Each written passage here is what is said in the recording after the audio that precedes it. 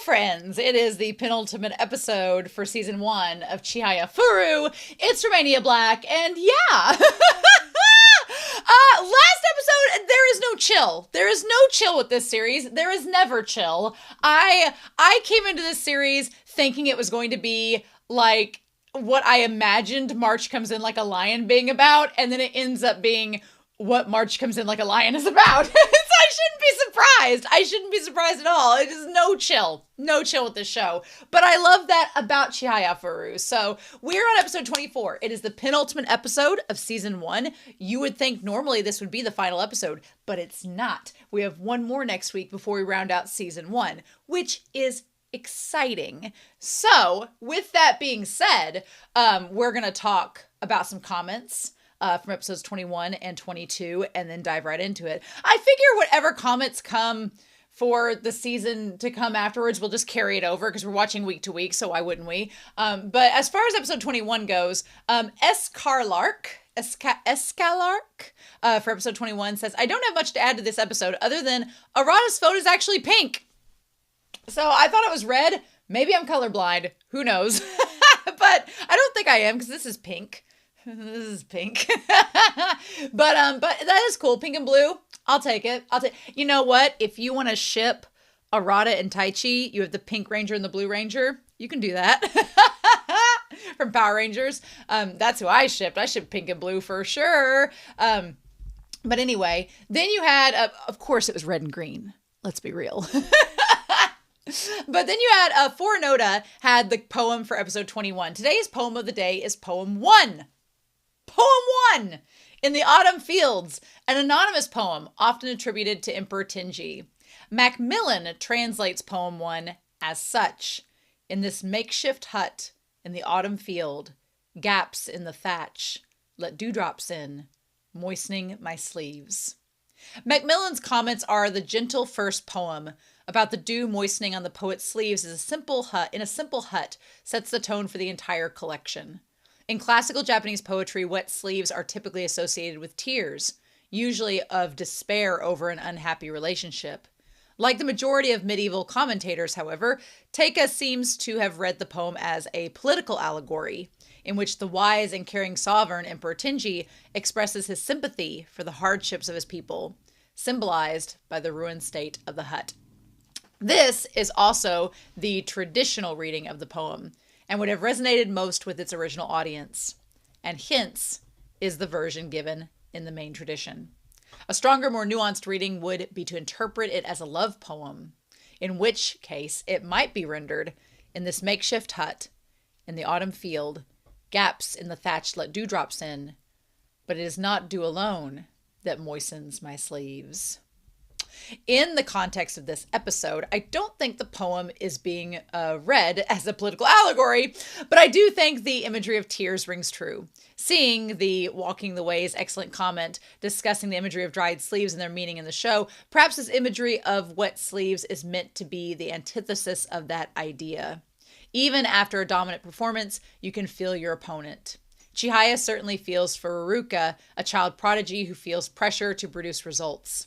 They end their match each teary-eyed, having learned a lot from one another.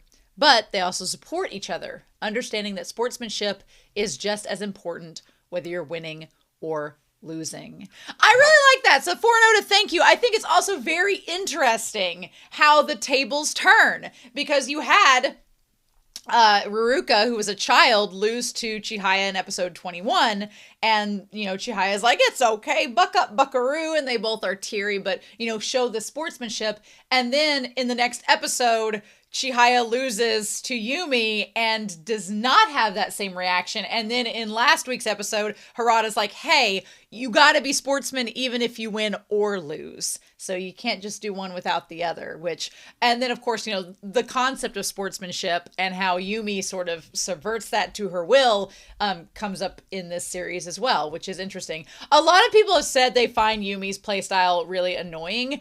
If it were real life, I talked about this episode 22. If this were real life and I was in Chihaya's shoes, I would have, y'all know me, I would have been right up in Yumi's face and been like, was your hand there? Are you sure? And I would have contested the hell out of it. But Yumi knew how to play Chihaya because she was fresh and didn't know any better.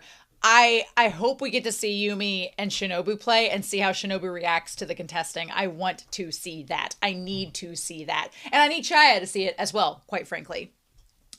Bookmark tape, love the name, says for episode 22, for the AC air conditioning point. They intentionally don't switch it on during Karuta matches so the sound doesn't throw off the players.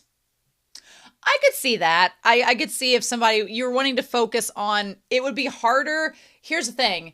It would be unfair because some people that were sitting close to the air conditioner or close to the window unit or whatever would be at an unfair advantage of being able to hear as opposed to one situated away from it who could hear better. So yeah, I get it. It just sucks. Move all your matches to winter. And then Alexandra Q for episode 22 says, seriously, I don't think I had ever watched a sports anime where the main characters had so many roadblocks to advance, referring to Chihaya and Taichi. Yep.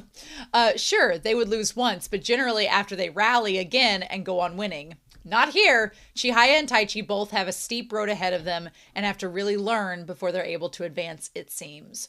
Yeah, I've watched other series, and you probably know exactly the ones I'm talking about, where they start to, have an upwards trajectory and then they get knocked down, but then like Chumbawamba, they get back up again and never gonna keep them down. But Chihaya, I really anticipated her making it to Shinobu this time around. I didn't think she was gonna win. I thought it was going to be another, I think third time's a charm. I feel like she's not going to win the second time, but I figured she'd, get that chance. But, or at least I thought, she would make it to the final match of the qualifier and then maybe lose. But to lose like in round 2 was a hard blow. It was a rough time. Luckily, thanks to Dr. Harada, she doesn't have to shave her hair. So that's good. But yeah, I'm really excited about these last 2 episodes. Last episode ended so beautifully. I love Chihaya getting to make friends, be with people in her class, being with Tsutomu. Like, it was such a sweet ending scene. And then we're just going to make Taichi suffer as much as possible. So thank you all so much for your kindness and your kind words. I've really appreciated them. We have dawdled enough, I believe. So I'm going to try to back up in this. Bless. And we're going to get started here and look at episode 24 of Chihayafuru. And we're going to get started with that here in 3, 2, 1.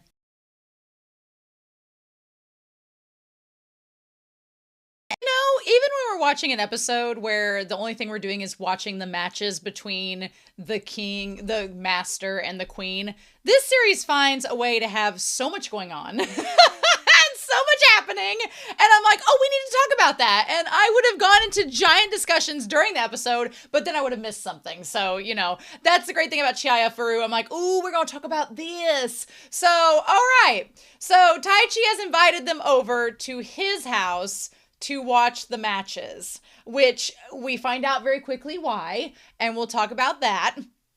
But Chihaya just wanting to watch the matches, and she's like, we could have gone to Dr. Harada's house with the giant tiger skin rug that we're not going to talk about, but there are 3 other members in the Suihoku Society, so that would have been awkward. Yeah, I do like that they kind of have some self-awareness, even as high schoolers, that, yeah, we're watching a match where Yumi is, being represented by the Suihoku Society, but also Chihaya's I feel Chihaya is rooting for Shinobu because she lost to Yumi, so, it's a little conflict of interest. And then you have the one guy who's facing up against Suo, who I think that's what's so frustrating. I think that really is frustrating to me because in my mind, I would want it to be Hiroshi or Harada that's facing Suo, because this one guy that ends up winning, he beats out Hiroshi because Hiroshi, Hiroshi's not mad about it. He's like, it's kind of my fault. I lost. But at the same time, he's like, I made stupid mistakes, which,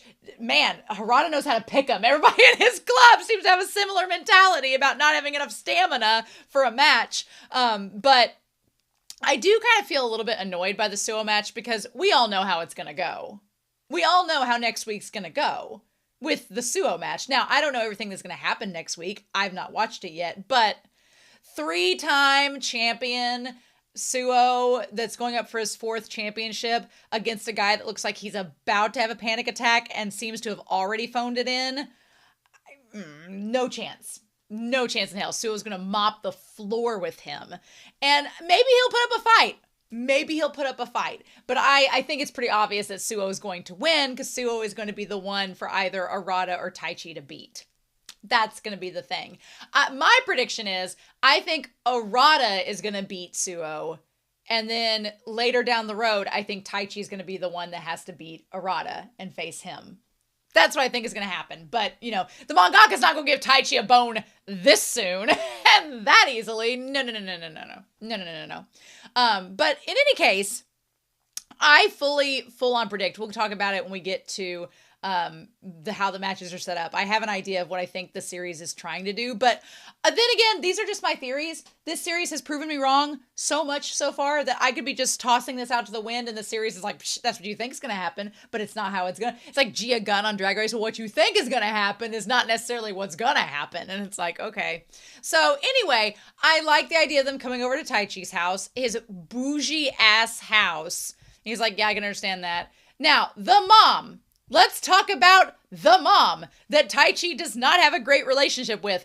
What is with these Karuta players and having strained family relationships? Because it is a plethora. I'm like, is this mangaka, did they have some family trauma that they are projecting onto these characters? Because it feels that way. Because so far, Kana is the only one that we've seen a parent for that seems fine.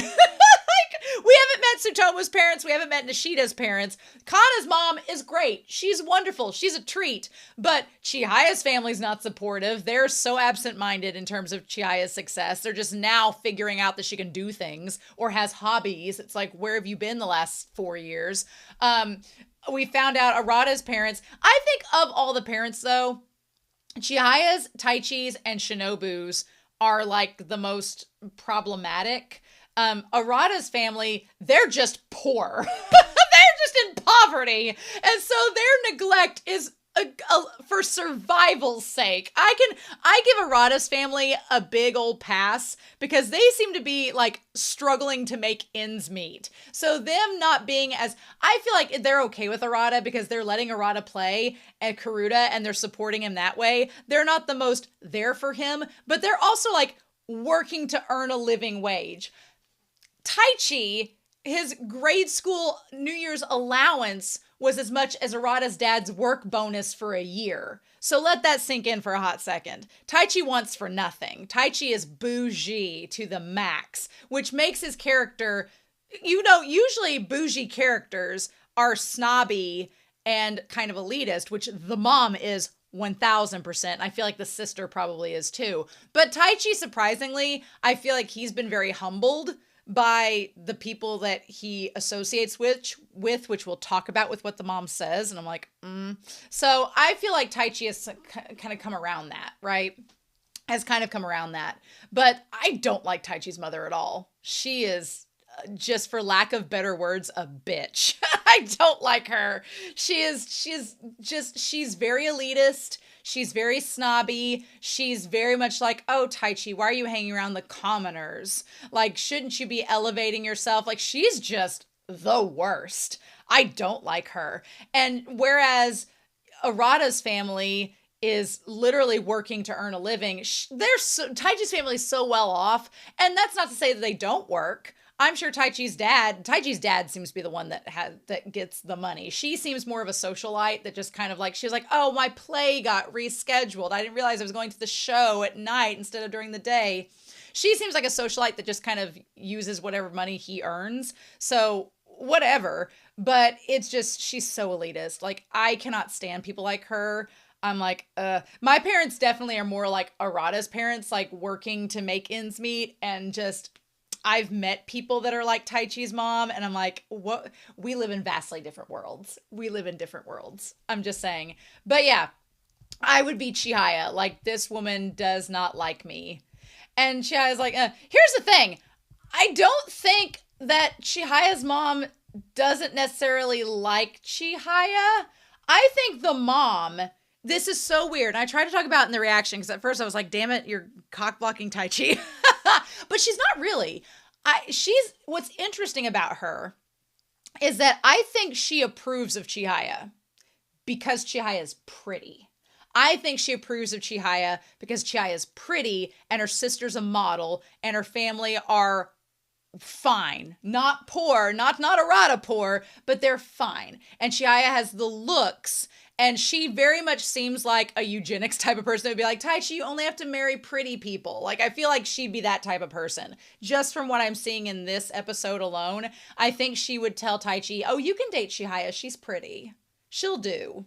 Like, you'd have pretty kids. It'll be fine. She just gives off those vibes. And I'm like, But I think Chihaya thinks that this woman hates her. And I don't think that's necessarily the case. Now, I love Chihaya's reaction to her where she's like, ah! I love her reaction. It's amazing. I'm like, Taichi, you better figure out a way to calm Chihaya down about your mom, or she's not going to date you because she's never going to think she's good enough for your mom. But this is the weird conundrum, right? So I think that the mom is okay with Chihaya on the grounds that one, Chihaya's pretty, and two, Taichi looks better than her because her mom's all about her son excelling and being number one. And I do think the mom very much probably remembers Chihaya beating him in that match years ago, and she probably is still lording this over Chihaya, but I feel like she's like, well, Chihaya's pretty. She's pretty enough. She'll do. But she doesn't respect Chihaya at all as a person. She's just, you're pretty enough for my son, I guess, right? I very much feel like Taichi's mom would have a no uggos sign up if she could and didn't think it was tacky, And Chihaya's like, well, she hates me. No, I don't think she hates you. I think she doesn't like you, but Chihaya's is like, oh my God, Taichi, here's the thing. If you're going to date this girl, you got to have a come to Jesus with your mom or it ain't going to work out. Trust me, meet the parents. If you aren't comfortable around the parents, it's probably not going to work. And so anyway, so they're in the living room and the mom's like, well, just help yourself. Honestly, the TV in the living room there looks pretty standard. And he's like, well, there's a smaller TV in my room, but you can't concentrate on the match if my mom's watching you. And he's like, I'll head on up. And she's like, oh, and then she's kind of confused because back so many months ago, Taichi stopped her and said, you shouldn't be running to a guy's room like that. Taichi is a lot of things. We've talked about him in the last few episodes. But back then, Taichi was trying to establish a boundary of, I don't want you to view me as just your friend anymore. I want you to view me as someone you could potentially be in a romantic relationship with. And you're in high school now. The only thing, I talked about this last episode, the one thing that bothers me about Taichi's character, and maybe it's just because this manga is this episode showed that the manga and the anime itself, it's 13 years old at this point. It's a little dated. A few things are a little dated. I was like, ooh, in 2025? But one thing is, the one aspect about Taichi that I wish he would work on, and maybe we've got 2 more seasons to go after this one, I'm sure he will, is that he is a little, condescending is not the right word, it's not, but he doesn't, sometimes he treats Chihaya like, well, little lady, and Nishida kind of does that too at first, at the end of this episode, and then he corrects and just says something that I'm like, okay, no, that all works itself around, that's fine. But at first, Taichi's like, well, a lady shouldn't be going just into random men's rooms. And yeah, Chihaya's naive and stuff, but I'm also like, when you're the same age as somebody, there's a way to say it and not be mansplaining about it. And Taichi's kind of mansplaining about it. And it's like, it would irk me as a person. Arata would never. I'm just saying. I know a lot of you support Taichi and Chihaya. You are free to ship however you want. Whatever floats your boat, you're right. But Arata would never. He would never tell her that. He would just be like, okay. And there's an innocence about Arata, whereas Taichi overthinks everything. And Taichi's like, well, if she just goes into any random man's room, a man could take advantage of her or something like that. And I'm like, you're not giving Chihaya enough benefit of the doubt. And even if Chihaya is innocent and something did happen, who would she associate with to end up in that situation? But then you have the guy that offered his number and she's like, well, nobody ever asked me out before, so why not? And Taichi's like, oh, this is just proving my point. And I just wish Taichi would have a little more faith in Chihaya is what I'm getting at. And in that moment months ago when he told her not to go to his room, he was trying to establish a boundary that they weren't just going to be, he was trying to not friend zone himself, essentially. He was trying to make it to where he wouldn't be friend zoned. That was the point. And so now he's like, well, let's get away from my mom. In Taichi's mind, the lesser of two evils is let's go upstairs. My mom is the worst. My mom is going to friend zone me more in this moment than being in my room is going to friend zone me. So let's do that. And also the friends are there. The other members of the Karuta Club are there. So the dynamic is different anyway. But for Taichi's credit, she kind of feels like, oh, this feels weird and I'm nervous. I'm going to a guy's room. Like, it's what has happened is Taichi has made her have this tension of there being some kind of sexual tension now because he's framed it as if you come up there, we're not friends, we're something else. And so now that tension is there. But then you look back and see the mom who looks like she's Medusa and Chihaya's like, never mind, going upstairs, let's go.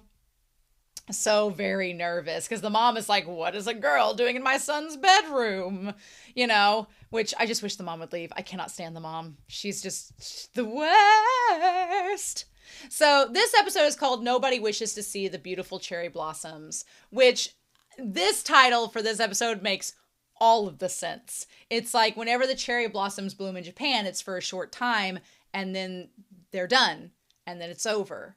And a new time begins. So nobody wanting to see the cherry blossoms mean you don't want spring to end. You don't want this time to end and move forward because it could mean the end of your reign as master or queen. It could mean the end of your Karuta for the year. It's tied to the finality of time and events in itself. So I like that. I like the title. I think it's very appropriate. It's a very pretty title. I can't wait to hear the poem about it.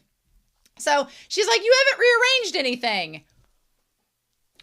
Can we just to talk about Taichi's room, the bouginess of Taichi's room. I've watched a lot of anime. Most high school age kids in anime have the bed, they have the desk area, all that. They may have a TV or a bookshelf. They don't have an entire living room. He has a couch, he has a coffee table, he has a TV. I mean, standard, there's a lot of, bedrooms in America that probably look like this. I'm not saying there's not, but it's quite bougie. It's quite bougie indeed. And he's like, well, why would my room change? And she says, oh, well, you used to have all these toys lying around, so now the room feels bigger, which is an interesting statement because Taichi even points out, he's like, well, we've gotten bigger, so why would the room get bigger? And she's like, well, it feels more, she's like, you got rid of the soccer poster. What happened to the soccer poster? The room seems bare now. That is an interesting twist. So that to me is a sign that Taichi, got rid of the soccer poster. He's cut ties with that sport. He's now getting more into Karuta. But the fact that the room is bare is a sign that he's not fully committed to Karuta yet. He's still kind of in this transitional phase where the rooms are bare. He hasn't figured out his identity yet, what he wants to do. If there is one thing that is different about Taichi and Chihaya is Chihaya's not a label whore, but she has committed to a brand. She's like, if she goes in on something, she goes all in. So the daddy, the bear daddy or whatever, the bear dummy, she's all up about it, right? Shinobu's all up about, we'll talk about Shinobu. Shinobu's a whole discussion in this. But she commits. Taichi, in all of his overthinking, cannot commit. And that is how him and Chihaya are so very different, which is so fascinating to me. But yeah, now Taichi, seeing the girl that he loves, that he's hopelessly in love with, sitting on his bed, he's like, son of a bitch. And I'm like, I feel bad for Taichi, because Taichi, he can't just come out and say that he loves her. He can't. He can't, right? She's not ready to accept that. She's in no place to hear that from him. He's in no place to say that himself. But he is the furthest along in these feelings for Chihaya, so he's in the tough place of having to just sit there and stew on them, And then he's like, you're in my room. And she's like, well, yes. And that's the thing. I love how Chihaya, she's so innocent. She's like, well, yes, I've been in your room before. This isn't the first time, right? And he's like, but you're a girl, and, and we're teenagers, and hormones. And then the mom shows up, and she's like, you're supposed to leave the door open. Your friends are here. And they're like, and he's like, I hate you, Mom. So Nishida brings up a good point. He's like, I can't believe Mishima called this TV small. He's like, it's 42 inches. It's double the size. When he said there was a small TV in his room, I was thinking of like, a little computer monitor screen TV, not a 42-inch plasma screen TV with Netflix. So again, bougie. Bougie. And you know what? One thing I have to appreciate about Taichi is for all that he's raised around, for all of the elitism that is surrounding him, he doesn't let it get to him. He's very humble about his status despite that. Because the mom being like, oh, the Karuta Club players always look so plain. I'm like, always look so plain? I'm like, have you been watching these matches? There's some colorful characters, ma'am. So she definitely is trying to do like a guilt by association on Taichi, being like, oh, why would you surround yourself with those commoners? Those people that just look so inferior to us. That's the vibe. That's the vibe. And, Taichi just kind of ignores her. I don't blame him for ignoring her. She's like, why are you pushing yourself too hard? How long are you going to keep playing Karuta? And he doesn't answer her, but I feel like I'm waiting for Taichi to mouth off to her that he's going to become a master and keep doing it. And, that would probably shut her up because him being a master would make him at the top of the ladder, But in the same vein, I don't think Taichi himself has even committed fully yet to Karuta, right? Chihaya has. She just doesn't know exactly in what capacity she's committing, but she has committed. She committed long ago. She's organized this whole thing. Arata is committed. Arata has figured it out. He knows why he's playing, and he's doing it. He's playing catch-up at this point. But Taichi is still trying to figure out, what is my end game? What are my end game goals? We think we kind of, as an audience, know he wants to be the master, and he wants to be able to say he's the master, and he is thus worthy of Chihaya, which that is not the mentality you need to have, sir. Chihaya would love you even if you weren't the master. Let's be real. So I'm kind of torn, because when they talked about the matches taking place in the same room, I thought in my head instantly, that's the perfect climax of this series, is to have Chihaya playing for the Queen title and having Arata and Taichi facing each other for the Master title in the same space. That would be amazing. That would be awesome. But I was wondering, I'm like, if that scenario were to happen, what would I want? And I kind of think I would want it either one of two ways. I would want either Chihaya, I think Chihaya winning or losing would not matter to me so much, but I want Chihaya to be the queen because that's been her goal all along, and she's by that point would have worked towards it so much. So I would want Chihaya to win. What I want is whoever she ends up with, if she does end up with either of those two boys romantically, and I know I don't want any spoilers, y'all spoiler tag, talk amongst yourselves. I don't want to know the answer. Obviously, I know the manga has ended, but I don't want to know the answer. I want either one of three scenarios. Either she doesn't end up with Taichi or Arata. She friend zones both of them. I don't think that'll happen at all. But I'm like, she friend zones both of them. Her and Shinobu run off together. That won't happen. But pipe dream. So that's scenario number one. But scenario 2 or 3, I want her to end up being with whoever loses. Because I think that would be interesting. I think if Arata lost and Taichi won, that would be very interesting, because she'd be like, look, I made it to queen status. And, even if you didn't win, if she dated Arata after he lost to Taichi, that would be the ultimate mangaka, like, dick punch to Taichi. Like, he made it this far and he did it to try to win over Chihaya's hand. And then she was like, well, actually, I really like Arata, and, winning wasn't everything to me. Like, what? And then Arata's like, you're lost, man. So that would be scenario number 1. But honestly, if if Chihaya ends up with Taichi, I want her to win the queen title. I want him to lose to Arata. I want that to be it. For a number of reasons. One, because I would want Chihaya to tell Taichi, you winning the master title means nothing to me. It's your love of the game and your effort and everything that led you here and how much you tried to bring Arata and myself and you together. That's what mattered, not your title. That would be one reason I would love it. Two would be that it would be torturing Taichi evermore, which is very fun to watch, even though I feel for him. But three, it would be such a gobsmack to the mom. Because the whole thing was, when she beat Taichi back in that first couple of episodes, the mom was like, how dare you lose to a girl? And he was like, and it would be such a gag if Chihaya won the queen title and Arata won the master title and Taichi lost. But then she was like, look, that doesn't matter to me. I love you. And ends up with Taichi. And the mom is like, but he's not the master. And Taichi realizes that he can be second place to Chihaya and still win her hand and still win her love and be worthy of it. And he's worthy of it himself. And there's just so much you could do with that symbolically. Or you could go the route of making Taichi and Chihaya win and they're, you know, master and queen together. And Arata's back here being like, I taught you all well. You know, I don't know how the mangaka is going to do it. I have no idea. That's just where my head is at this moment of all these what if scenarios. But I'm telling you, it's one of my favorite parts about the series is I don't know how the mangaka is going to handle the love triangle.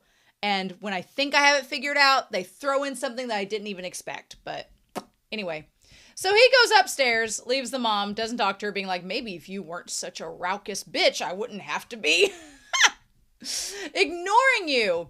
So they have the competitive cruda. I love the Minute Maid orange juice logo that's not Minute Maid. It's funny. But can we also talk about a couple things? I get why Chihaya, it's just funny. I'm like, Tsutomu and Taichi take the couch and there's like space in between them and Chihaya takes the floor and Kana takes the floor. Tsutomu, let Kana have that seat on the couch. Be a gentleman. I can't say anything about sexism though. You know, I get why Chihaya's on the floor. Girl fidgets around so much. She probably needs to be. But like, it's finally here. And of course, Taichi's just looking over at Chihaya the whole time. We're going to talk about Taichi looking over at Chihaya and where that goes. So I figured we would do one episode being the queen match and one episode being the master match. It makes sense why we would start out with the queen match because we've seen Shinobu and we've seen Yumi play before. So we know how their play styles are. Although they threw in the wrench this time that made it different. So I figured we would end with the master match. Only because it's a match we haven't seen. We've not seen Suo play at all yet.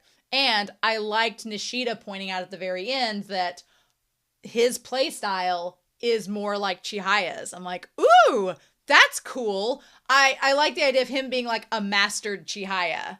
That's kind of neat and interesting. And we'll talk about that when we get to it. But, okay. So, Shinobu. Girl. I love it. Here's the thing. This series, there's two parts about it that are a wee bit dated. And one, look, as somebody that has struggled with body dysmorphia and did have an eating disorder through college, the fat shaming it could have been worse. It could have been worse. It could have been much worse. I'm glad that it was not much worse, but for a second I was getting a little nervous. I was like, ooh, are we going to body shame Shinobu because she gained some weight? How much is 10 kilograms? I'm from the US. I don't know kilograms. I don't understand that. So, okay, so she gained 22 pounds. Okay, that 22 pounds, and if you're only like 5'3", that would cause a difference in appearance, sure. Would it be that extreme of a difference? I mean, they had to animate it that way because they wanted to show a shocking transition. I'm glad that she won. I'm glad Shinobu won because I was going to be worried for a second that we were doing the whole, oh, she's heavy set. I don't know if she's going to be able to compete with this athletic. That is, again, the fat shaming aspect of it, the body shaming aspect of it. It was kind of weird to me in this episode because, hi Nishida. I'm like, hi Nishida, who is a prime example of body acceptance because he's a heavier set guy, but proves he's nimble and agile and just as quick as some of the other thinner players. And we don't judge Nishida for that. We actually praise him for his athleticism, not despite his body weight or condition, but as a part of it. And it felt weird as a woman watching. I'm just saying, a woman is the mangaka of this series, and maybe she's projecting, and maybe, again, 2012, it's 13 years ago, but it felt a little weird because at times they'd be like, oh, she's more sluggish because she's gained weight. And I'm like, maybe if it's suggesting that because her body condition is different, but I'm also like, her practicing probably hasn't changed. Her style hasn't changed. She doesn't seem physically uncomfortable in the kimono. She just notices, she's like, oh yeah, I'm not fully in the game right now. Like, she gets kind of zoned out, and then when she locks in, then suddenly it's like, oh yeah, I'm playing for this, and then immediately she wins. But there was an aspect about the way they obviously play up Shinobu gaining weight as a shock of like, oh, she looks different. But they also played it as almost like a handicap. Like, she might lose the queen match because she's a little heavier. And I'm like, but we have heavier set people that are men doing just fine on the Kuruda mat. So I'm like, girl, you're mangaka, you're a woman. I'm just interesting.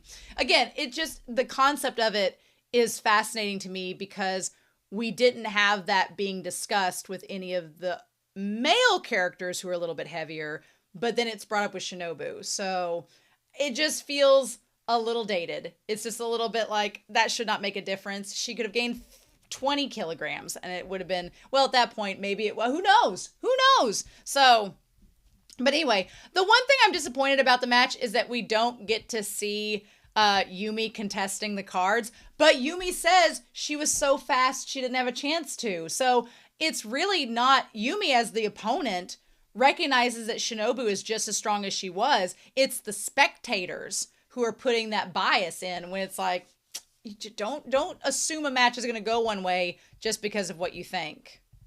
But yeah, I love that Kana is the only one who is not body shaming. She's the one that's being like, oh my God, that kimono's amazing. And the others are saying, oh, the kimono's amazing as well. Nobody else is really commenting about Shinobu's weight except for Nishida and Taichi and Tsutomu and Chihaya, right?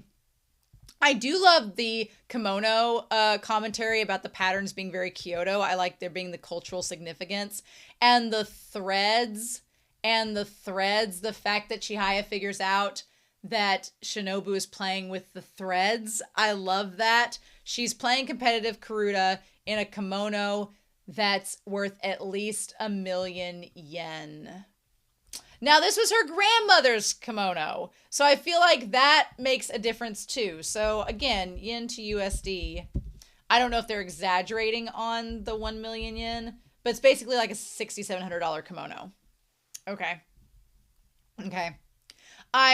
I wondered if maybe something had happened to her grandmother and she had gained weight because of grief, because that can happen. Or if she just, went through a transition where her hormones, like, puberty, they're 15, 16 years old. When I was her age, I went through a period where I had gained like 30 pounds in a year. That happens. Sometimes your hormones just jack up, and it just definitely does that. So I didn't know if that was the case or if she had intentionally gained the weight to like fit into her grandmother's kimono or whatever the case may be. Then we find out she gained the weight because she wanted a special Snowmaru coin purse that you got only a special way. Now, Chihaya knows because the Snowmaru pouch and handkerchief were only available in Kansai. And then she's like, they were only available in Kansai. And I like that she was like, one of those creepy things. And she's like, don't make fun of Snowmaru. After collecting 25 winning stickers from ice cream bars. So not just 25 ice cream bars, 25 winning stickers. Meaning you have to play and keep buying ice cream until you get enough to get the bag. So if you were wondering if Shinobu was neurodivergent until this moment. She 1000% is. I'm so convinced that she is. Even if the mangaka did not intend her to be, she's so coded that it's a 100% true. Like, she got so fixated on winning the special edition Snowmaru bag that she just kept buying the ice cream bars until she got the prize. And she just gained weight over time. That's literally all there was to it. And the thing that's so interesting is that she practices alone. So in her practicing alone, she probably never faced anybody that said, hey, you look different.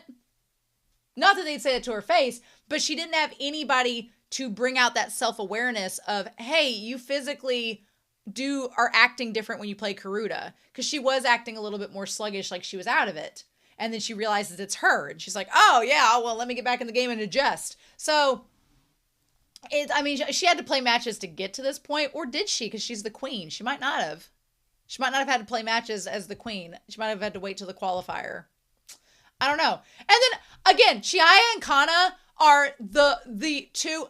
It's so fascinating to me. This discussion is so fascinating to me. Because at one point it seems dated, with a little bit of body shaming.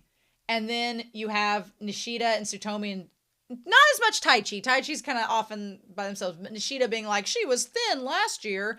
And I'm like, Nishida, you shouldn't be talking. And then you have Kana and Chihaya, who are being real ones. And they're like, oh, her beautiful kimono. Oh, her lucky Snowmaru bag. Like, they're not so much focused on her body. So the mangaka's a woman. She knows that. It's just an interesting choice to make. And then Taichi's the one that says she's put on 10 kilograms. I'm like, did they announce that? Did you just make that up, Taichi? Did you have can you look at a woman and tell what her weight is? How did you know that? If she's used to playing Karuta with a light body, then her strongest weapon, her speed, will suffer. Well, no. And that's kind of what gets me. What gets me is these, and they're all in high school, you know. But again, I think that as the audience, we have to accept that Nishida and Taichi are not always reliable narrators, and they're not always people we need to take every word they say as absolute fact. Some things that they say can not only be proven wrong, but also are taken without context that they even know. So when Taichi's like, oh, well, she's gained 10 kilograms. I'm like, did they announce that on television? Did they tell you, like, this girl gained 20 pounds over the last year? Like, no, they didn't announce that. You just made that up. You just assume that by what you're seeing. And then saying that her strongest weapon, speed, will suffer. Well, you don't know. And Yumi said at the end of the match, she's like, her speed, she still outsped me and I couldn't contest the cards. So Yumi, who was there and has played her before, could contest that it didn't matter. The weight didn't matter. It was just her connecting to the card in the moment. Which is funny to me because neither Taichi nor Nishida have nor ever will face Shinobu to know that for themselves. So, just... it's interesting. It's fascinating. So yeah, so the 58th Master Match and the 56th Queen Match. They start the Queen Matches 2 years after the Master Matches started. The first game took place this morning. And then again, Nishida's like, Yumi lost the first game. I'm like, and you're surprised. I'm not surprised that Yumi lost. I'm surprised she lost by that little, but they provided a summary of the first game. And so I liked that they had the 25 cards and they counted down how many cards they had left to win. And so Yumi didn't allow the queen to play her game. And she was on. I mean, it sounded like Yumi had a really good match. And she was really sharp. And so Chihaya is like, is it because she's chubby now that she's not playing as well? Well, no.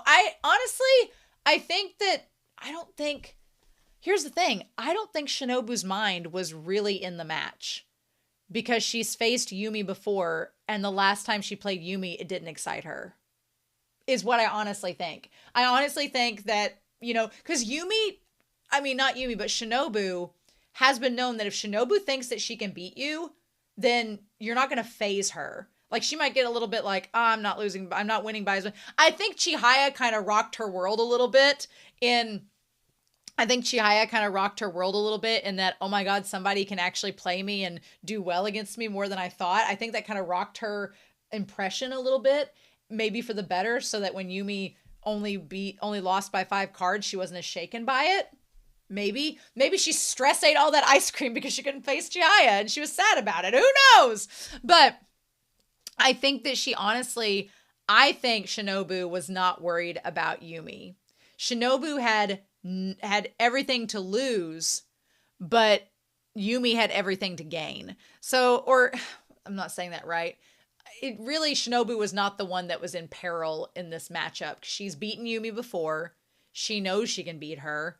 Yumi has been the one clawing her way up to the top, and Shinobu's been sitting pretty without really any competition. So Shinobu was just like, I'll probably win. And she went in with this confidence. And then once she was like, oh yeah, the heart of the cards, then suddenly it was like over.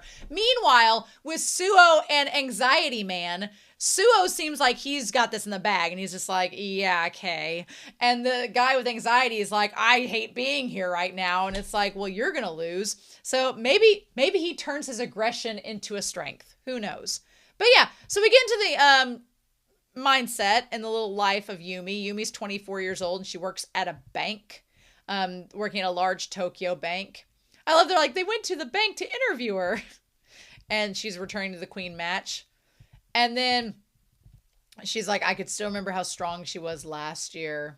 And even Yumi doubts her. Yumi calls her chubby at first. I'm like, dude. But she's still human. I do find it a little bit, again, it is a little body shaming when she's only able to know that Shinobu is human when she's not a thin, beautiful woman. I'm like, ugh. Oh, 2012, what we doing? So the child who came to the queen match without paying attention to her health, like immediately Yumi talks down to her, which to be fair to Yumi talked down to Chihaya when she first met her as well.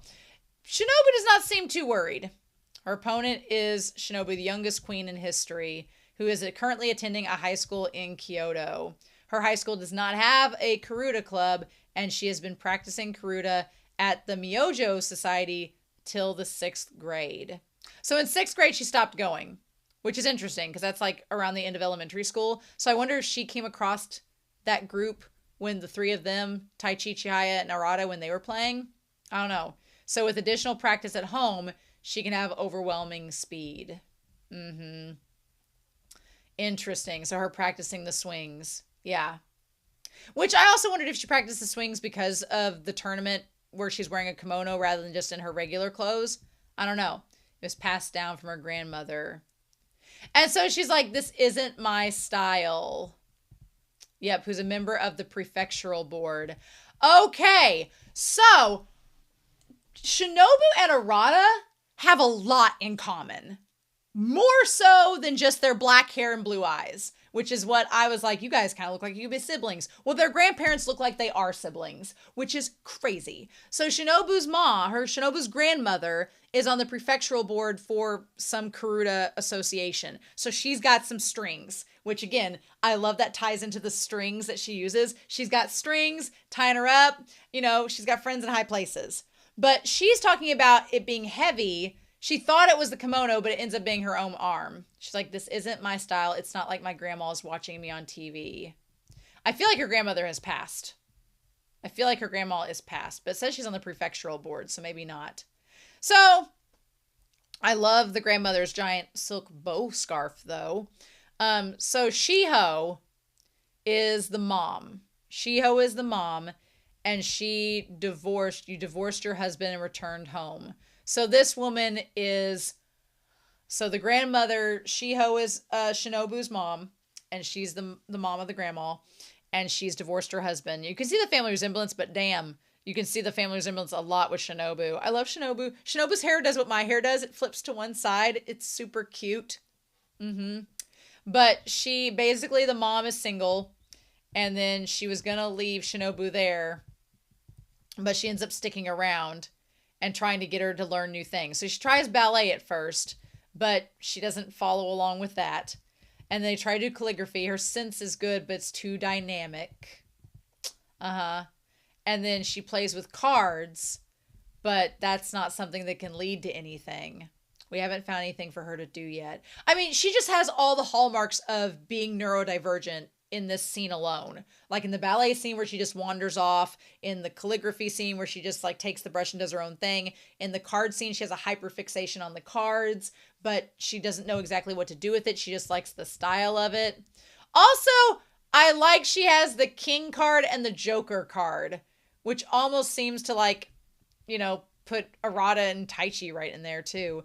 I wondered in this if like we were going to end up having Arata and Shinobu and Taichi and Chihaya as pairs, and we're going to do the thing where we match up the 2 dark-haired characters and the 2 light-haired characters, which doesn't usually happen. I mean, it's happened in other series, but I don't know. But yeah, and then we see her playing with the Karuta cards and finding them, and she's like, so many cute pictures. And she's like, and then the mom is, her and Taichi's mom need to go out and have fun together, basically. If you don't learn a useful skill, it'll be awkward for us to live here. Stop playing games that won't help you in life. But the grandma, who looks like Arata's grandpa, decides to get her into Karuta. And I feel like the mom, I hate how the mom acts around Shinobu, because we, the audience, like, if you know someone that's neurodivergent, like, the hallmark is right there. Like, you can see it. And I feel like the mom is just being neglectful and not realizing it. And then the grandma sees it and she gets it. And the grandma's like, let's get you into Karuta, because I think that's where you'll excel at. If you like Karuta, you can visit the society nearby. And she stayed there until she was in 6th grade. And then started doing her own thing. I guess after she got into rank A, probably. So yeah. And so they start out and Yumi is doing pretty good for herself, but it feels like Shinobu is just somewhere else. And Nishida's so blunt. He's like, your defense is like Swiss cheese compared to Yumi's. I think Chihaya's problem, and why I'm excited about next week's episode, which is why I like the turn at the end of this one, is Chihaya, she sees how other people play Karuta, and she thinks that she has to like imitate them or emulate them or become like them in order for her to be successful herself. She feels like she needs to assimilate parts of their style to make hers better, when that's really not the case. I hope what she learns from watching Suo's match is if Suo is like her, but perfected, as much as you can say perfected, because nothing's ever perfect, but perfected version of Chihaya's skills, that she can see that, no, I have weapons I can use them like Suo, I just need to sharpen them like a very thin blade, and then just shiv everybody as I go to the top. So, but what she's learned along the way are skills like what Dr. Harada's taught her about knowing when to strike, about not underestimating your opponents, about sportsmanship and how that can be played in the game. Like, Chihaya needed to go on this journey in season 1 to see all of the things that we shouldn't do and that what she needs to learn from. And then in that same vein, now that she knows these things, it's like, okay, well now apply what you're really good at and hone in that, and just take what you've learned and help hone in all of that, right? Just really good. I do like when everybody in the society, like Nishida and all the coach and everybody are all standing around with Yumin, and they have the glow in their eyes as they're watching her. And then she stands up like Pseudo. Pseudo's over somewhere bald crying, being like, it's my move.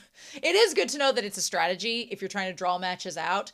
And they do bring up a good point that Shinobu is not used to long running matches. She's used to like winning them quickly. I also think that speaks to Shinobu's strength and her stamina, that it doesn't dissuade her. But her body composition has nothing to do with her stamina, because again, Nishida, Dr. Harada, those two men ain't skin beans, or they're not skinny beans. So, you know. So yeah. And so then she's like, oh, excuse me. And she I like in that moment, Shinobu says, I'm sorry I wasn't able to take you. She loves her cards. She is Yu-Gi-Oh! She believes in the heart of the cards. And that is her strength. That's what ties her to the cards. And Chihaya figures it out, because Chihaya was told from the beginning that she should treat the cards as her friends from Dr. Harada, and she realized now that she's not been treating them as her friends, but Shinobu has, and that's what gives her the advantage. So yeah, we have this commentary from, you know, them being, she missed, oh, is her weight, the additional weight's affecting her. We're getting this commentary from these guys, that these two that are not nutritionists, that are just making their own assumptions about her.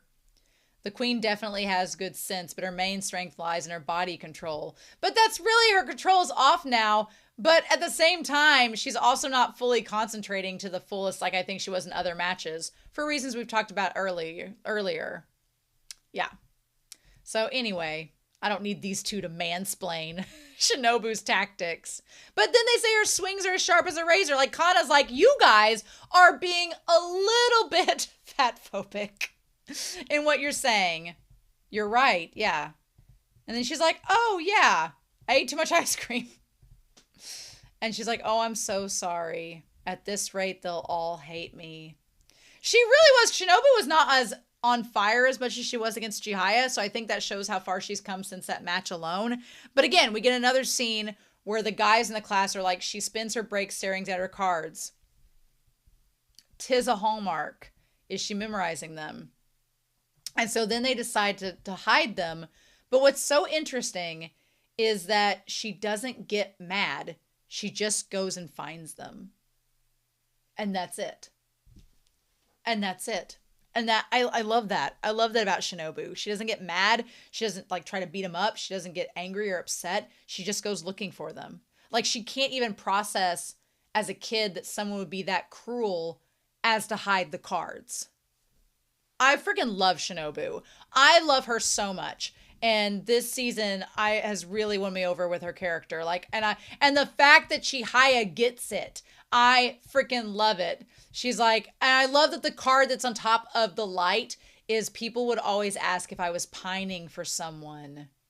But just as I love Karuta, the Karuta also loves me. Again, I feel like her and Arata, if you know what, I'm gonna keep all my ships open. It's a love square now. If Chihaya and Shinobu doesn't work out, and if Chihaya and Arata doesn't work out, I would ship Arata with Shinobu. I would ship them. I think that would be cool. Their kids would be probably either freaks at Karuta or they'd have no skill at it at all. They're going to be mathematicians. But yeah, her fastest swing today comes on, and and I love how just seamless she is. And that's when Chihaya notes, she's like, she's following along a line, an edge with the strings. I love it. I love that Chihaya gets it. And so yeah, and I love this moment where she's sitting there and Shinobu's cradling the card and touching it so tenderly. And when Chihaya is like, she would never attack the cards. Chihaya gets it. She gets it. And this is the thing. Like, again, if we're going to talk about unreliable narrators, if we're going to talk about it, Taichi thinks he's got Chihaya figured out and knows exactly what she's thinking in the moment. And he's so wrong in this. She is in this moment realizing how her and Shinobu are similar, and realizing how much Shinobu loves the cards, knows about the stories, has made them her friends, is like Kana so much. And then she sees Dr. Harada giving her the cards, and she's like, think of it as making 100 new friends. And then she starts tearing up because she's like, I get it now. And what Chihaya is thinking to herself in that moment is, she's thinking, I need to love the cards and know the stories like Kana and Shinobu. And she's like admiring the two of them in this moment. And it's really pretty and beautiful. And Taichi looks over at her and he thinks she can't, I don't know if it's just a translation. But the way he just says, she can't help herself. I know it's not meaning to be off-putting. I know it's not intended to be, but as an English teacher, the vocabulary he's saying, the words he's choosing are just very much like he doesn't talk down to Chihaya, but he talks in a way that I don't want to say it belittles her, but it does put her in that stereotypical lady under man position is what it does. And a lot of that is probably Taichi's own upbringing, and he doesn't realize that he's doing it, but he is doing it. Like, he's like, well, she can't help herself. Like, I'm like, you don't even know what the hell she's thinking. You are assuming, sir, and making an ass out of yourself. She wants to practice this very second. She doesn't want to practice that very second. She's knowing that she's making a connection about two of her fellow female competitors and realizing how beautiful it is. And Taichi has it totally wrong. And I'm just like, you walking human disaster. Like, this is why you're not dating her. Because you're assuming. And then he says, well, and this is the other vernacular. Like, Taichi gets me on a roll sometimes. I love him. He's like literally maybe my second favorite character. But God, Taichi gets me on a roll sometimes. He's like, I guess I can help her. Like, the fuck she needs your help? I'm like, no, pardon my language, but she doesn't need your help in this moment. He's like, I guess I could get the cards out and play a match with her and appease her. And I'm like, she doesn't need that from you right now. She's not even thinking about Taichi. That's the thing he doesn't get. She's not thinking about him. She's not thinking about Arata. She is making a connection with two people she admires. And I'm just like, oh my God, Taichi, I cannot. It comes across mansplainy. And Arata would never. Arata would never. But then he looks back at her and thinks no. Because you think next year they'll be your rivals in Class A. You have to go watch them play, not cheer them on. And so Taichi's like, well, I guess I'll do what she asked me to do and play and, watch this game. Taichi, I love him, but I want to shake him. I want to shake him real hard sometimes and just be like, you're a dummy. So Yumi goes downhill. Yumi's problem is if she starts to doubt herself, she has to get stubborn and she has to start contesting. But the thing about it is, Shinobu doesn't make mistakes. Shinobu doesn't make faults. She doesn't commit. She doesn't hit dead cards. She doesn't go at it like Chihaya and the others do. So there's nothing for Yumi to contest. And no amount of weight that has changed between Shinobu now and last year does anything about that. So I'm like, oh, oof. So yeah. And then, the queen takes over the game. And that's it. And the queen is still human. She had taken a card from the master. Oh, so the card from the master match hits her back, and that's when we realize they're playing at the same time. Someone faster than Shinobu. Well, Chihaya could be faster than Shinobu if she was confident. That's what we talked about several episodes ago. Who is faster than Shinobu and confident? Well, Suo is. And that's when we see, she's like, I can feel his presence invading my concentration. Is it weird that Suo looks like Matthew Mercer? Is that weird? He looks kind of like Matthew Mercer. He also looks like he belongs in Berserk. Also, that chin strap. Oh, no. Shave that shit off.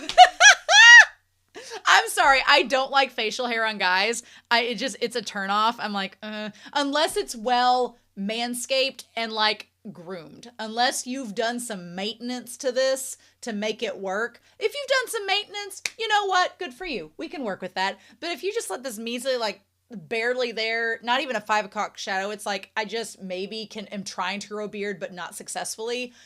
Just shave it off. You don't need it. It's not gonna look good. You don't need it. It's just me being nitpicky. And she's like a disturbance.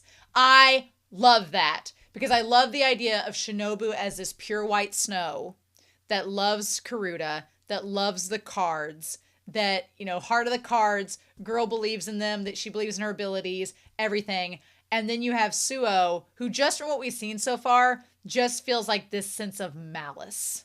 He's just like being violent in Karuta without being actually violent. Like, he just seems like it's just like sludge. And it's so interesting. So she's like, whatever. So yeah, and she's done it. She's the queen for the second year in a row. Shout out to Whiteboard Coon that's at 16 minutes and 38 seconds. You can see Whiteboard Coon outside. Somehow he made it there. How'd he make it to this Karuta match? Were you there before we got together? Just, oh my gosh. So yeah, a dominating performance by this 16-year-old. And then she says, thank you. And poor Yumi. Yumi goes in there. I do love this scene where she goes to cry and she was like, 20 people came to cheer me on. Also, get rid of the self-loathing, girl. Like, they came to cheer you on. And she thinks she had no chance. I'm like, girl, if you thought you had no chance, then of course you were going to lose. You can't walk in thinking you're going to lose. You got to walk in wanting to win. And poor girl. I do love when she opens up the door. I like two things about the scene. One, the focus on one of my favorite aspects about Yumi are her hands and her feet, to see the work she's put in, to see the calluses, the marks, the sign of her effort. I freaking love that. I love that aspect about her. It's probably my favorite is the work she puts in, right? The contesting is a quirk, but I love the work that she puts in. The other thing that I love about this scene is when she opens up the door and they're all listening. That is such a adorable scene. That might, I don't know if that'll be the thumbnail or not, but it's such a good scene. I love it. And she just starts to tear up and she's like, oh, coach. And then she like crouches down and bows to him. I love the reverence she has for her coach. I love that. I think that's so sweet. I feel like Chihaya would do the same thing for Dr. Harada. She'd probably hug him. She probably wouldn't bow. She'd hug because that's her business. But yeah, she's like, I want to make it back here again. Please show me the way. Girl, I love that. I love she doesn't want to give up. That's so sweet. Meanwhile, Shinobu is like, what is the secret behind your strength? And she's like, I still have much to learn. I mean, Shinobu can come across, I think that Shinobu is such a cool character. And what I love about her is she has these layers. And from the beginning of this season, she came across as being very arrogant. And not arrogant, but like being so confident. She was like, there's no way I can lose against these plebeians. But now you're kind of seeing that, no, she just, when she's confident, she's confident. And when she, you know, says that can learn things, I think Pseudo, the first interaction we saw her say something like this, and she's like, well, I still have lots to learn. And when she said it to Pseudo, after they'd built her up as being this unstoppable force, it came across as arrogant and cocky. But now, looking at her talk in this interview, it's like, no, she really believes that. She just also knows she's going to win. So it's just a confidence, right? And then she's like, oh, second match, that's right. And then again, Nishida, people not being aware, Nishida's like, well, she forgot she played Yumi last year. And that seems disrespectful, but I'm like, if she's neurodivergent, she probably doesn't remember. You know, she probably doesn't. I mean, Chihaya can relate. Chihaya, I don't think Chihaya is neurodivergent. I think Chihaya has some like ADHD, but I think she might she's got some hyperactivity. But I think that Chihaya can be lofty and aloof, and I think she gets it. You know, it's okay. She's a skilled player. I've learned I need to improve. And I love that that's when Chihaya says, I'm not attached to the cards the way Shinobu and Kana are. And that's when she's like, I want to play a match. Like, you know, can I start lining them up? Like, and that moment she, you know, that's when Chihaya is like, okay, well, the match is over. I want to see, you know, I want to play a game now. And the second part that's so dated about this episode, I'm so sorry. I was just like, look. Did Chihaya need to be respectful and watch the master match? Well, yes. When Nishida's like, you should watch Suo play because Suo is someone that plays with a style like you and you need to learn from him. Absolutely. Of course. Was it a little bit rude that Chihaya wanted to stop watching now that the ladies' match was over and move on to playing the cards? Yes, it was rude, and she should have stayed and watched and all that. But earlier during the Queen's match, Taichi was wanting to help her set up for a hot second, so I'm like, don't act like you weren't going to do it for then. But then she's like, oh, Taichi. And of course he has the hair is over his eyes, like you don't want to see his actual feelings. And he's like, I can hear her, but I can't dedicate myself to Chihaya. This is when Taichi and Nishida have to be men. And I'm like, okay. So he's like, I can't dedicate myself to Chihaya. And I'm like, you know what? Good for you. Good for you. Don't know how that's going to work for you in the non-friend zone, but good for you. When he's like, I need to watch this match. And all he had to do was say, hey, Chihaya, I want to be a master like you want to be a... Taichi's not good with words sometimes. And that's what's so frustrating about him. You can tell what Taichi wants. You can tell what he wants.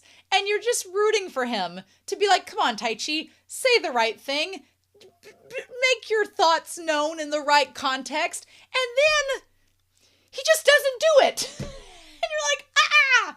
Because what he could have said, and what, again, Arata would never, what he could have said to Chihaya was, hey, you know how you watch that queen match because you want to be a queen? Well, now it's the master's match, and I want to be a master, so let's watch the master's match. But here's the problem with that. Taichi, in all of his overthinking, hasn't decided whether he wants to be the master yet. I don't think he really knows if he wants to be the master. I think he wants to face Arata in the master match, but whether or not he wants to be the master himself, Arata does. That's a goal. He's goal set. He's working towards it. Taichi's still like, I just don't know. And I'm like, this is why you are a jack of all trades, sir, and a master of none, because you have to commit. And so he's just like, instead of saying that like a normal person would, and he's like, you blockhead, Nishida cuts in and says, you're done watching BS as soon as the queen match is over, which is I mean, he didn't have a right to say that. He's like, that's absurd. So then Nishida says, the real show's about to begin for us men. So I guess the ladies' match wasn't worth watching, was it? I guess now that the ladies have had their little squall, we can watch a real show, which is not going to be a real show because this asshole that's playing against Suo is going to lose very easily, I have a feeling. And they're going to be like, oh my God, Suo is so strong. And I'm going to be like, are we sure that the guy he's playing is... I'm just saying, do I think Yumi is stronger than the guy Suo's facing? Yes, I do. Do I think that the matchup against the two women is just as relevant as the two men? Yes, I do. Is what Nishida's saying a little bit sexist? Yes, it is. It's a little bit dated from 2012. The real show for us men. I'm like, oh, because what we just watched in this entire episode wasn't real enough for you. The master match. I'm like, oh, hello, patriarchy. It's nice to see you again. Hasn't been long enough. It's the only chance to watch the master play. And I'm like, well, but you saw... Here's the thing. Nishida does make a good point.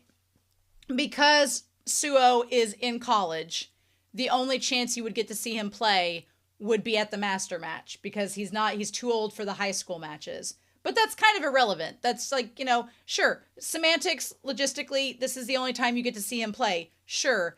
But the master match is not more important than the queen match, and Nishida's words kind of make it out to be. It's the only day to watch Suo Hisashi play. And what Nishida gets out in saying that is very relevant and very true. And Chihaya should not want to just quit because, you could reverse it and say, well, she doesn't believe the men's match is as important as the women's match, and that's wrong. Correct. She should stay and watch both matches, not just stop after the queen's match. That's all very legit and valid, right? And then Taichi, of course, is like zoned in with his light Yagami stare. And Harada's by himself at this point on the tiger rug, connecting to the tiger that he slaughtered in the African savannas as he's watching this. Did I think that the tie-in and panning to all of the men only at this point was a little weird? Yeah. I was like, oh, so women don't need to care about it was weird. It was weird because all the guys are watching the Queen's match and making commentary, even though it was a match that did not affect them in the slightest. But yet, when we get to the Suo match, suddenly we do a montage of every man on the planet and how important this match is to them. And I'm like, oh yeah, ladies, you can watch too, I guess. Again, a woman wrote this. So I'm like, but... I was like, and I get it. It's just, again, it's a little dated for 2012. a little bit. So yeah, the first game, the master also won by 5 cards. Note, won by the same amount as Shinobu won against Yumi. So they are evenly matched, I guess. I don't know. I liked her. I did like the shot of Hiroshi watching. Hiroshi watching on his, it felt very Haikyuu. Hiroshi watching on his laptop. That was cool. And then you see Pseudo and all the guys watching on their TV, right? And then Arata, can we just say, Arata playing the game at the same time as the match is genius. And hell, here's the thing. Again, I'm going to talk about this. Arata would have accommodated for what Chihaya wanted. And he probably, again, I'm speaking for Arata. I don't know if Arata would have actually done this. He probably would have been too oblivious to know what to do. And I'm just speaking out of my butt for the scene. But I could see Arata being like, hey, Chihaya, you want to play while we watch this? But Chaichi's like, settle down, little lady. Like, I don't know. I'm going to start saying Arata would never, because he wouldn't. He's a sweetheart. So the match, doesn't that match the score differential from the Queen match games? And they're like, why, yes. Oh, one moment, please. Yes, you're right. Somebody on here was paying attention. And I love Shinobu saying he's such a nasty person. I mean, that chin strap, I could have told you that just in one look. If he wins the 3rd game, he'll be the master for the 4th year in a row. And now we introduce the players. The challenger is Takamura Keiichi, who looks like he works as a bodywork therapist. This man's seen some shit. I'm like, a bodywork therapist. He looks like he needs to go see a therapist. He looks so wide-eyed, right? Yeah, he looks panicked. And he says, I can't take it anymore. He's like the damn pheasant from Bambi. It's like, I can't take it anymore. And then gets shot. I worked so hard to achieve my dream. I finally made it here. But now I'm ready to hate Karuta. I don't know if his special strategy is to use aggression to like Hulk out when he plays Karuta and just be a testosterone-filled bomb of rage. But otherwise, I'm like, you're going to lose, dude, if you walk in hating the game. Like, Shinobu just won loving the game, and you're walking in hating it and thinking you're going to get the same results? No. And I'm not saying that Suo loves the game, because I don't think he does, based on what we've seen and the vibes that we get from Shinobu's monologue. But again, we haven't seen anything with Suo except a card that popped on Shinobu's back. And the fact that Muro and Hiroshi couldn't, get a dent to him. Or at least Arata's mentor, Hiroshi's never played him. Also, I want to point out the body language difference between the two of them. You have the one guy, the challenger, and he's like on his knees, and he's like bent over with his hands, and he looks stressed. Suo's just sitting there. Suo already knows he's won. He's like, we're good. So he's already like knows that he's won. His opponent is the 3-time defending master, Suo Hisashi. We interviewed him before the match, and he still hasn't graduated from college yet. I mean, he's very handsome. Just get rid of that chin strap, sir. He kind of looks like what Taichi could look like. I'm like, Taichi, if you grow out a chin strap, we're going to have problems. But he kind of has a Taichi vibe to him. A little bit. He looks like if Taichi and Arata had a love child, which is, fanfics probably have that happening. The master looks sharp, but the narration ruined it. Well said, Kana. But yeah, he's like, we men need to watch Master Suo carefully. And then he says, but you can too, Chihaya, because you might learn something since his style is similar to yours. It just, again, 'twas a different time. And he says, you're trying to copy Shinobu's style, but you're closer to Suo's style right now, which is a very valid and interesting point to make. I like the idea of Suo being a mastered, like, sharpened, skilled, experienced version of Chihaya's style that she can learn from. I love that. I feel like a lot of this season was just Chihaya experimenting, but sometimes you got to go back to the basics. Go back to what you know, right? Go back to what you know and perfect that, right? So that's interesting. And then, yep, Arata watching as well. And he just gets it. He just immediately gets the card like it's nothing. He's in the zone. For most players, there are 7 one-syllable cards. But in our interview, he had this to say. What does he say there? There are usually 7. He says I want to get that right. For most players, there are only 7 one-syllable cards. Wave, gust, long, all, swift, look, rain. But in our interview, the master had this to say. There are 28 one-syllable cards for him. So basically, he's memorized enough to know the cards, like he can get them on the first. As soon as he hears it, he's like, he knows what it is. Da-da, da-da, da-da. Interesting. Yeah, he just has a look about him.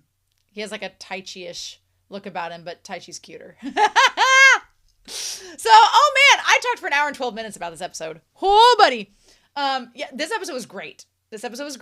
Look, and I know what you're thinking. I know the comments have already been written and already submitted. I know what you're thinking. Romania, you are being too harsh on this episode. They're not being sexist. They're not using dated stereotypes of what men and women should think of when watching matches. They shouldn't do this. You're projecting, which I am. And they're not body shaming Shinobu, which they were. But I'm glad the show itself didn't body shame Shinobu. The show itself didn't punish Shinobu for appearing differently. Instead, it proved those that were shaming her wrong by saying, no, actually, that's maybe not the case, right? And I am projecting a little bit on the outdated language. It's just, I've grown up on a farm and showing livestock, which up until when I was a kid, it was a very male-dominated field. And any woman that was in that field was kind of like, well, little lady, you can be part of the boys club, I guess, if you fit this little pink box stereotype, and anything beyond that doesn't fit in. And so I feel like sometimes some of the language that's used around Chihaya, it feels a little unintentionally condescending. And I'm like, and the writer's a woman. So you know that she is not going to let Chihaya like go through all of that, you wouldn't think, unless she's just unintentionally doing that. So I would love at some point if it becomes an issue for Chihaya to call it out. But Chihaya is too sweet and nice at this point to do so. And Kana doesn't really notice it. So it's just mainly me as the audience member, as somebody that's like, ooh, that doesn't fly anymore. It just doesn't. So that's where I stand on that. I don't dislike Nishida or Taichi for saying what they say. I just want to gently shake them sometimes and be like, why are you the way that you are? Michael Scott style. But I get where they're coming from. They're teenage boys. But, I'm like, if you're wanting me to ship Taichi and Chihaya together, Taichi, my dear, you've got a lot of work yet to do as we move forward. I'm glad we have 2 more seasons at least to help you figure it out. So anyway, next week is the season finale. That's going to be fun. So yeah, I'm excited. So in any case, I hope you all have a wonderful week. Please stay safe. Take care. I'm excited to hear your comments down below. And I will see you all next week with the season finale of season 1 of Chihayafuru.